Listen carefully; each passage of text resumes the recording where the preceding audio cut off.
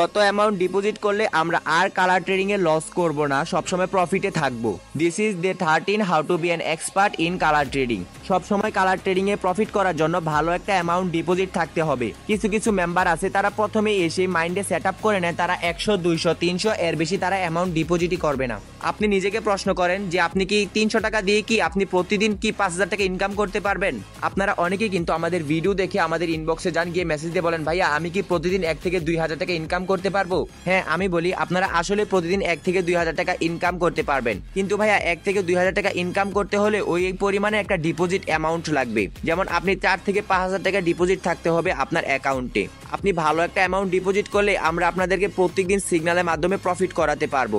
আপনি যদি 300 টাকার স্টেপটা ফলো করেন তাহলে এই স্টেপে কিন্তু ভালো একটা অ্যামাউন্ট প্রফিট করা যায় না। তো আসেন আমাদের ভিআইপিতে, আমাদের ভিআইপি রুলস রেজুলেশন ফলো করে যদি আপনি একটা টাকাও লস করেন তাহলে আপনার সমস্ত টাকা রিফান্ড করে দিব।